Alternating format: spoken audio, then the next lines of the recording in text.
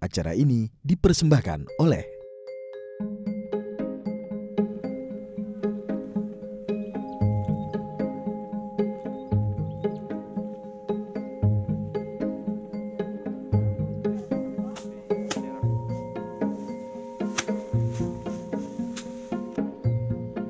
Jadi sebenarnya di daerah saya ini dari dulu saya menerapkan sistem organik.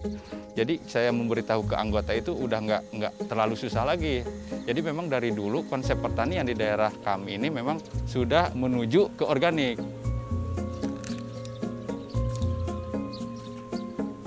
Petani di saya itu orang peternak juga. Jadi dia orang yang kerja di lahan, memang di rumahnya itu pelihara ternak. Jadi pemanfaatan dari kohenya itu kita putarkan lagi ke dunia pertanian.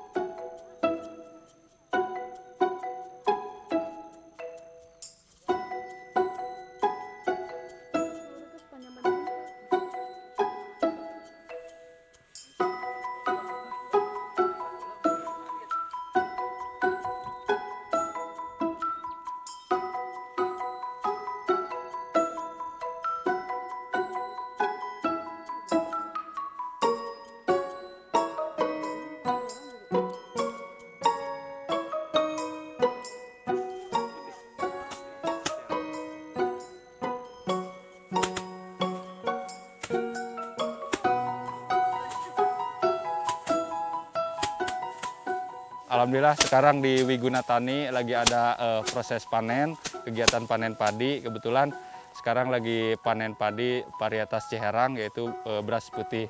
Kita juga untuk yang ini kebetulan yang kawasan organik ya, yang kebetulan kita juga ada beras putih sama beras merah seperti itu. Jadi kita kebetulan minggu ini lagi panen untuk satu hamparan ini. Minggu lalu kita ada panen dan minggu depan juga kita ada panen lagi. Ya kenapa?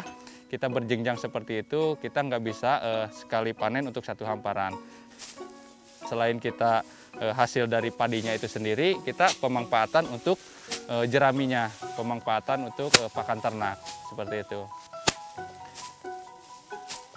Kebetulan untuk yang hari ini kita panen karena hamparannya untuk kebutuhan pakan juga jeraminya untuk 3-4 hari ke depan, kita mempekerjakan orang 5 orang.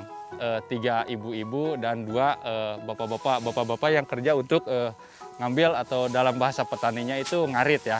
Sedangkan yang ini ibu-ibu ini lagi pipil dari gabahnya, kalau dari bahasa kita, bahasa petaninya itu ngegebot namanya, kalau dalam bahasa Sundanya seperti itu.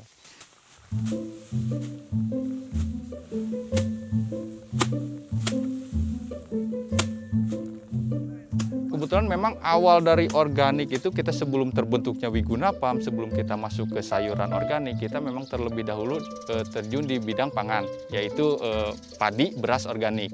Kebetulan dari padi itu juga, kembali lagi saya ucapkan terima kasih kepada Dinas Distan Horbun Kabupaten Bogor, karena memang udah bersinergi, terus mendukung dan mengawal kelompok Wiguna Tani dari awalnya.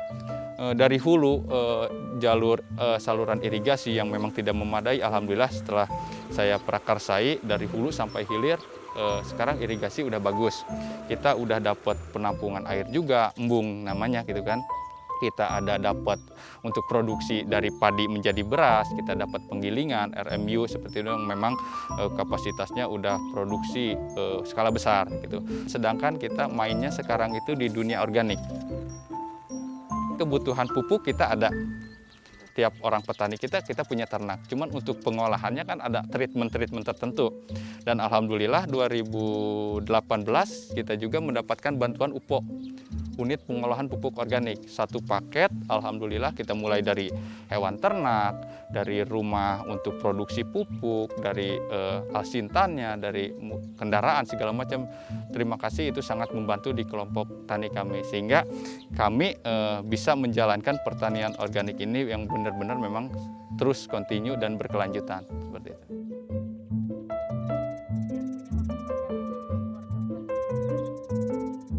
Oke,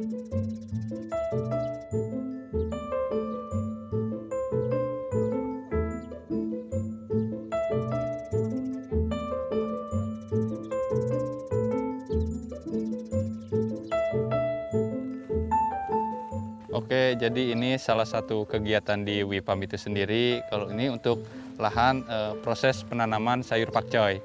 Jadi pertama kita setelah dibuat bedengan rapi, kita kasih pupuk pohe yang kita produksi sendiri, dan memang ini pupuknya udah matang. Ibaratnya udah matang, udah bisa langsung pakai. Nanti setelah itu kita kasih kapur. Kita aduk, kita diamkan minimal 1 minggu. Kapur ini kan apalagi cuaca seperti saat ini kan musim penghujan, jadi kapur ini fungsinya untuk menetralisir kadar pH di tanah itu sendiri. Gitu. Biar untuk sayuran itu pakcoy apapun itu untuk horti ya 5,6 sampai 7 di pH normalnya itu. Jadi kita netralkan sama si kapur dolomit ini. Nah, setelah diaduk seperti ini kita ratakan, diamkan dulu ya minimal 1 minggu, baru kita bisa tanam seperti itu.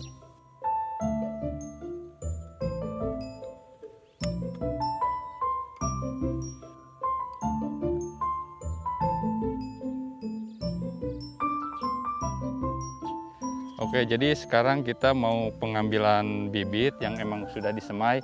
Ini umur 14 hari udah siap tanam, sedangkan yang ini baru umur 7 hari. Dan ini minggu depan kita tanam yang ini. Jadi kita berjenjang gitu kan, kuota untuk jadwal tanam beda-beda. Ini bibit pakcoy. Jadi untuk pakcoy, selada, kita sistemnya cesin, kita harus semai terlebih dahulu. Kalau memang untuk bayam, kangkung, kita bisa langsung tebar biji di bedengan seperti itu.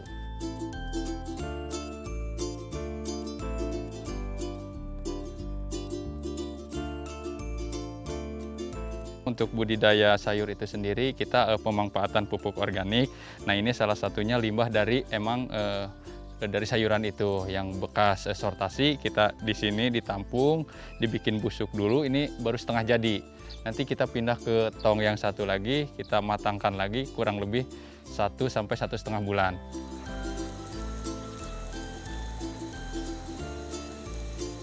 Kalau untuk khusus yang berbicara di Wiguna Farm, kita kan sekarang fokusnya memang di benar-benar organik. Untuk Wiguna Farm itu memang saya pribadi yang kelola dengan karyawan.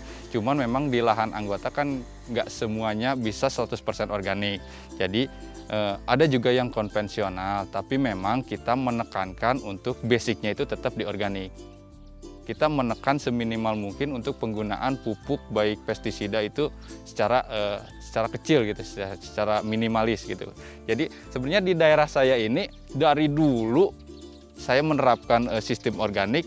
Jadi saya memberitahu ke anggota itu udah nggak terlalu susah lagi. Jadi memang dari dulu konsep pertanian di daerah kami ini memang sudah menuju ke organik. Cuman memang tidak bisa 100% organik. Karena apa? Jadi sebenarnya petani anggota saya itu, petani di saya itu orang peternak juga. Jadi dia orang yang kerja di lahan, memang di rumahnya itu pelihara ternak. Jadi pemanfaatan dari kohenya itu kita putarkan lagi ke dunia pertanian. Jadi kita sistemnya pertanian berkelanjutan seperti itu, Kak.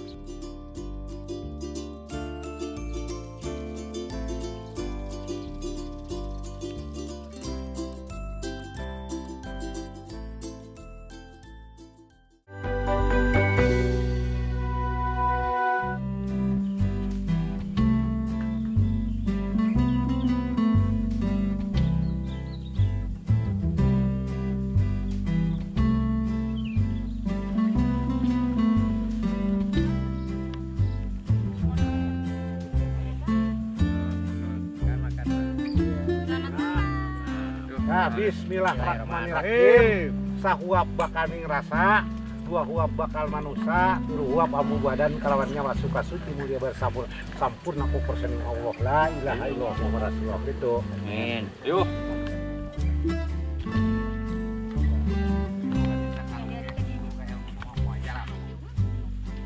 Jadi singkat cerita sejarah tentang kelompok tani di sini yaitu awalnya itu kurang lebih pada tahun 1990 itu kakak perempuan saya, Imelda Wiguna, itu yang memang memprakarsai. Jadi waktu itu terbentuk kelompok tani namanya Wiguna Tani yang diketuai oleh Bapak Ishak Iskandar. Nah, seiring berjalannya waktu, pada tahun 2016 karena ada program dari pemerintah, jadi setiap kelompok tani harus memang berbadan hukum. Jadi pada tahun 2016 kita mengajukan berbadan hukum, jadi namanya itu Wiguna Tani Mukti. Nah, singkat cerita, pada tahun 2020 peralihan ketua kelompok dari Bapak Ishak Iskandar kepada saya Hasan. Nah, pada tahun yang sama saya juga yang menggagas terbentuknya Wiguna PAM itu sendiri. Jadi Wiguna PAM itu memang anak dari Wiguna Tani Mukti, seperti itu.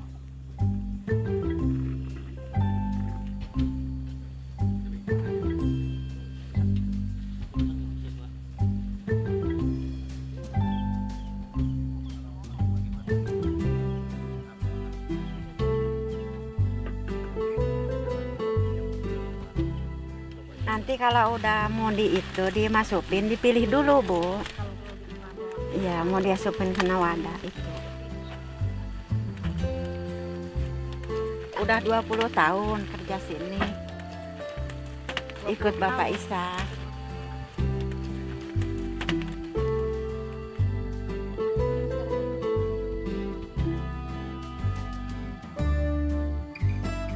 Selain kita di budidaya, khususnya budidaya buncis ini kan, selain kita saya pribadi mengikuti SOP yang sudah ada, tetap saya juga melakukan inovasi-inovasi seperti yang di sebelah saya ini hasil demplot pribadi. Jadi ini dari jenis bibitnya sama, lahannya sama, kan jadwal penanaman harinya sama, orang yang nanamnya juga sama. Tapi kenapa ini ada perbedaan? Jadi dari umur panen, hasil bobot buah, dari kualitas buah. Jadi di situ saya juga melakukan treatment tertentu. Jadi yang ini tuh kurang dari 45 hari udah mulai panen. Sedangkan yang ini hampir 50 hari. Seperti itu. Jadi intinya yang ini tuh pure benar-benar organik. Seperti itu. Nah, ada perbedaan juga dari treatment, mungkin dari pemberian nutrisi, seperti itu kan, penjagaan hama, dari olah tanah, awal olah tanah juga udah beda. Dari ini kan jenis bedengan udah beda, jenis lanjaran udah beda, seperti itu. Pemasangan tali segala macam jadi udah beda. Nah, makanya saya terus melakukan inovasi-inovasi yang memang bisa membuat atau menjadi hasil panen itu lebih dari standar biasanya, seperti itu.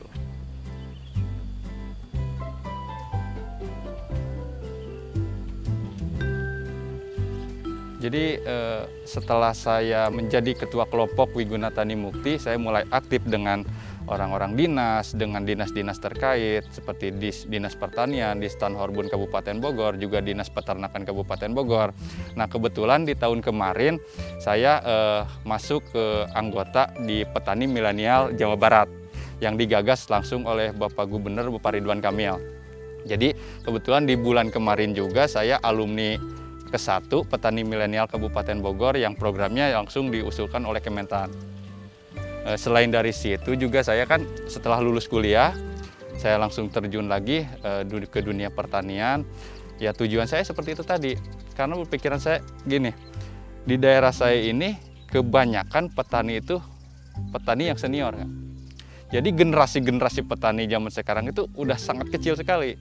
Jadi saya bikin contoh dulu, percontohan budidaya yang memang bisa menarik minat para petani milenial, seperti itu kan, bisa dibilang milenial lah gitu kan, mengajak rekan-rekan saya yang di sini. Jadi alhamdulillah untuk saat ini di Wiguna PAM sendiri khususnya kita udah ada sistem atau kelompok organisasi yang di dalamnya memang stakeholdernya itu orang-orang bisa dibilang masih fresh lah, masih muda seperti itu, yang memang paham tentang budidaya, paham tentang teknologi dengan pemasaran digital zaman sekarang. Jadi sistemnya udah kita harus ikutin zaman lah, seperti itu. Tujuan saya sih sebenarnya seperti itu.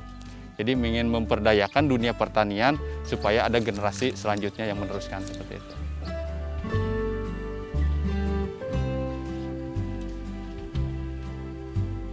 Oke, jadi sekarang mau sistem budidaya bayam. Kebetulan sekarang kita ada jadwal tanam bayam merah.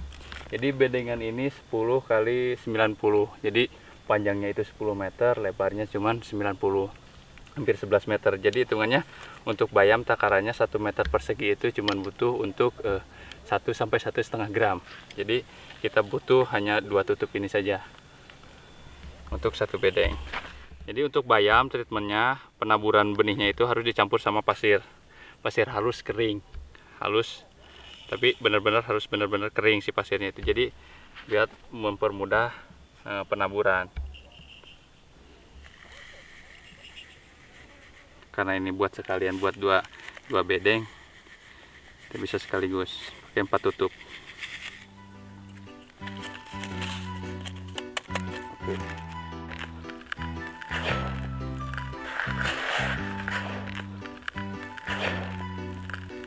Ditabur secara halus, agak cepat juga biar posisinya memang harus merata. Jadi tidak si benih itu tidak terkumpul-kumpul atau tidak terlalu sempit atau juga tidak terlalu jarang.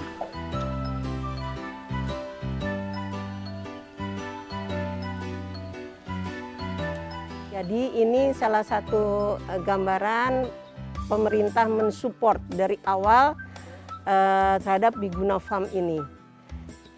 Kita tahu Wiguna Farm kalau sekarang dilihat dari ini adalah hortikultura, sayur-sayuran yang organik. Tetapi sebelumnya itu juga sawah, padi dan sebagainya. Jadi kita mulai berikan saprodinya, benihnya, kemudian alatnya, traktornya, kemudian di sini juga mendapatkan UPO. Jadi diberikan ternak yang kemudian bisa mengolah menjadi kompos. Kemudian juga ada RMU, penggilingan padi.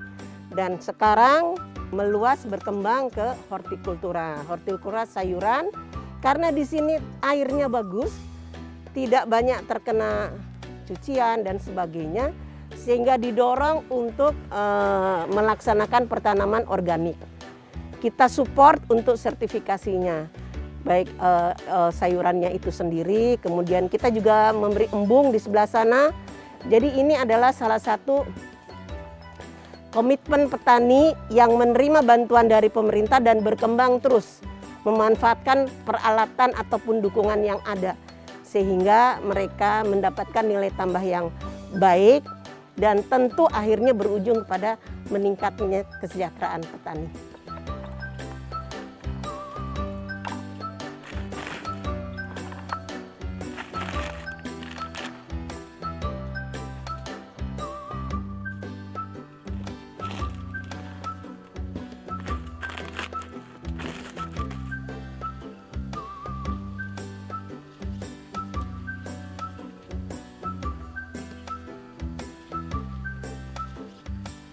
Yang penting ada kemauan dulu. Saya selalu berusaha mengajak. Saya juga masih tahap belajar, tapi saya memanfaatkan, saya share ilmu yang saya ada kepada orang-orang sekitar, terlebih orang-orang terdekat dulu sebelum kita beranjak ke orang-orang luar. Cuman untuk program, saya harapkan, saya memang ucapkan terima kasih kepada dinas-dinas terkait, khususnya Disdan Horbun Kabupaten Bogor, Dinas Peternakan, juga program-program Bupati Kabupaten Bogor, di program Kementan, apalagi yang sekarang selalu menggagas, Pak Ridwan Kamil juga kan selalu menggagas di dunia pertanian, seperti itu. Jadi dari pemerintahan kita ada program, tapi itu tadi, program bisa jalan asalkan sumber daya manusianya itu tercetak dulu, paham dulu tentang dunia pertanian. Jadi tujuan si program itu harus dibimbing langsung sampai dari input sampai outputnya.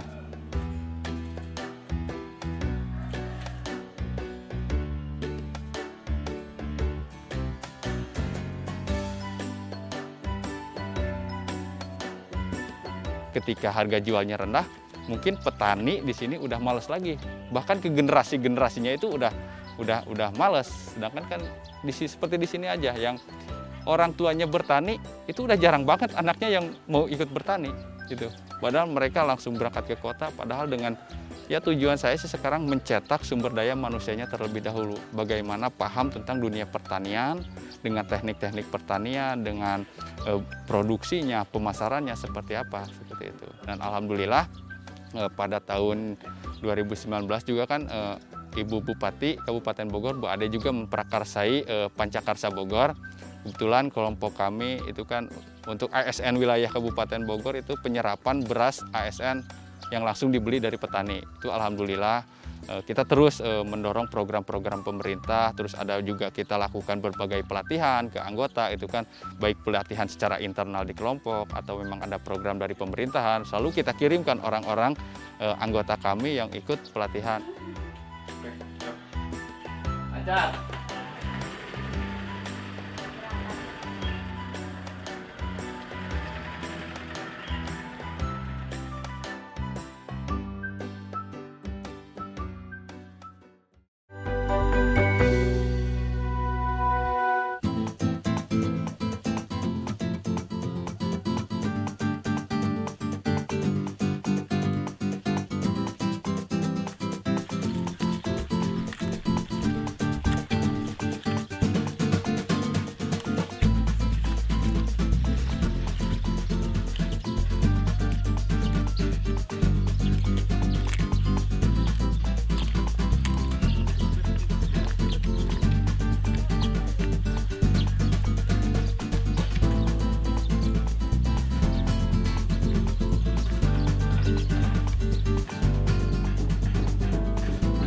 Setelah kita panen ada di beberapa jenis sayur, ada pakcoy, bayam, bayam merah, bayam hijau.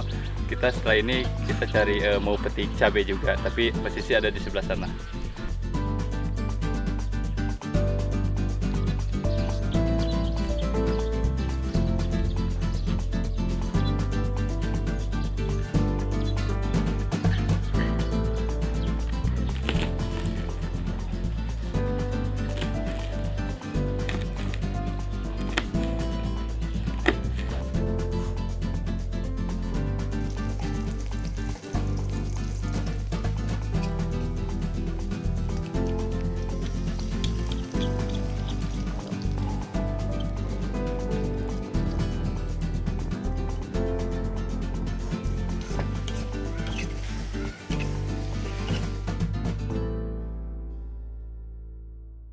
Kalau untuk dunia perorganikan, di sini memang dari awal, dari dulu sistem pertaniannya memang udah mulai organik. Cuman yang saat ini saya lebih memfokuskan lagi untuk 100% organik. Saya mengajak kepada rekan-rekan, memang kendala-kendalanya itu kebanyakan yang masih awam, belum terlalu paham ke dunia perorganikan itu ibaratnya ribet lah, susah gitu kan, harus jeli, harus tekun seperti apa gitu. Tapi seiring berjalannya waktu sekarang karena mungkin lihat prospek pasarnya seperti apa, hasilnya juga seperti apa, ya lambat laun khususnya di anggota kami itu udah mulai mengikuti sistem pertanian organik. Begitu juga di daerah sebelah kami ada tetangga kami yang memang udah bertani secara organik. Jadi kita bermitra juga dengan mereka. Apa yang mereka butuhkan, community yang di kita ada, kita oper ke dia. Apa yang kita butuhkan ada di mereka.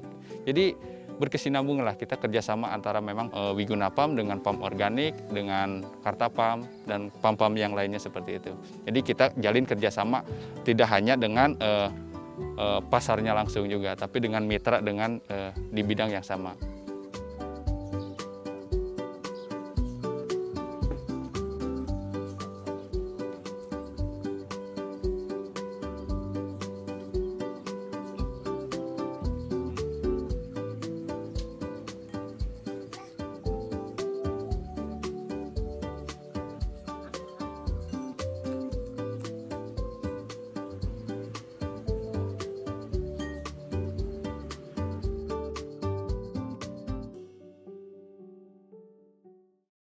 Acara ini dipersembahkan oleh